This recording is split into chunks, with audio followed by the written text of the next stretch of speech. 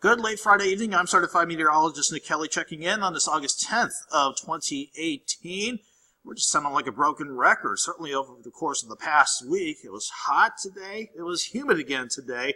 And not to mention we had a scattering of rain and pop-up thunderstorms. And thankfully, we'll just take any of those rain chances that we can get because look at the latest drought tracker. If you didn't catch my update to that on KOAMTV.com last night, this is how the area is faring. Everybody is at least under a moderate drought, but you see in the orange, and then once we get into the reds, you see the severe to extreme drought really taking a hold across the heart of the four-state area, including that extreme drought encompassing much of Cherokee County, the Joplin area, Jasper County, parts of Barton County, and then working down to Milnette and just stopping shy of Cassville.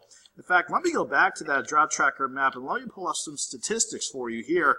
We have quite a bit of a deficit in terms of rainfall amounts for the year. 18.89 inches. That's where the Joplin Regional Airport sat today. We didn't have to add anything to the rain bucket because no rain in the city today. So that puts us 9.74 inches below normal. So that's only helping the drought maintain its grip across the area. Thankfully, though, we still have multiple rain chances lining up and hopefully widespread rain chances going into next week. We'll see how that's looking as we roll along here. It was a quiet start to the day, patchy fog for some of you to start the morning out. Then, once the afternoon got underway, another scattering of random pop-up thunderstorms. Some packed a bit of a punch again. The strongest storm I saw throughout the course of the day was around the 5 o'clock hour, just outside of Yates Center, western parts of Woodson County. That storm was strong enough to drop some ping-pong ball-sized hail about 1.5 inches in diameter before that storm started to fizzle on out. Latest scan of the storm tracker before the 10 o'clock hour has the area quieting down once again as we venture into the overnight. Quiet skies overlooking 7th and Range Line. The official almanac stats for today from the airport had us topping out to 94 this afternoon after starting at 68. Both numbers near, if not above, normal a bit for this time of the year. Again, no rain in the rain bucket today and only just shy of half an inch for the month of August so far. Again, thankfully, we do have more rain chances on the way. 80 degrees before the top of the 10 o'clock hour in Joplin. Feels like 83, though, thanks to dew point sitting in the upper 60s. That's how most of the rest of the Joplin area, is faring. Upper 70s to near 80 degrees. Then once we venture outside the city limits of Pittsburgh and Joplin and the metro limits as is, we're sitting primarily, let's say, middle to upper 70s, and we'll continue to slowly drop those numbers back as we go through the night. The Skywatch Storm Tracker, again, showing quite a bit of cloud cover still around, but the thunderstorm chances that are still out there are fading away as we continue to venture into the late night.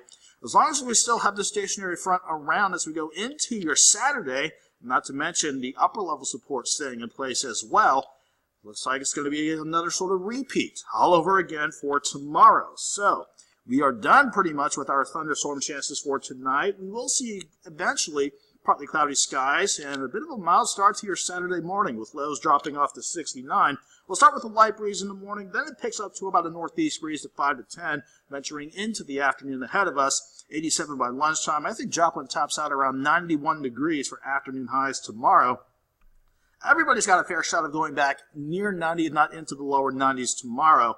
And again, we'll have to keep an eye out for another scattering of random pop-up thunderstorms tomorrow. The future track suggesting the better chances of that along the south of Interstate 44, but it's something we'll continue to keep an eye on. Once we deal with our random scattering of thunderstorms again for Saturday, we'll quiet things down. Then look at what the upper levels wants to do as we go into Sunday and to much of next week. We'll have two upper lows still set to develop. One out near the panhandle of Texas around Amarillo, and the other one over the Great Lakes, over Ohio and Pennsylvania, even southwestern parts of New York. The one near the Great Lakes that'll form won't be an issue for us, but this upper low off to our west that will still forecast to develop, that's going to be a key driver for our forecast, because with this low cut off from the jet stream, it doesn't really have any motivation to go anywhere. So as long as this lingers Sunday, Monday, Tuesday, and Wednesday before it gets to start, it gets caught up with the jet stream, that's going to mean several days of rain chances, and hopefully some of those days will result in widespread rain chances. As long as we can spread out the rain and don't have to deal with any flooding concerns, we will take those rain chances any day, considering how dry the area still is and has been throughout the course of the summer. And with those better rain chances, look at the highs from western next week. 85 Monday, 84 Tuesday, holding in the mid-80s through midweek, and then maybe trying to inch back to 87, 88 by the start of next weekend. So that's hard to come by for August. We'll definitely take it, and we'll continue to track that forecast as we roll along. Before we see those better rain chances tick up, though, hot and humid again with some random storms tomorrow with highs of 91, 89 for your Sunday. Enjoy your Saturday. Enjoy the rest of your weekend.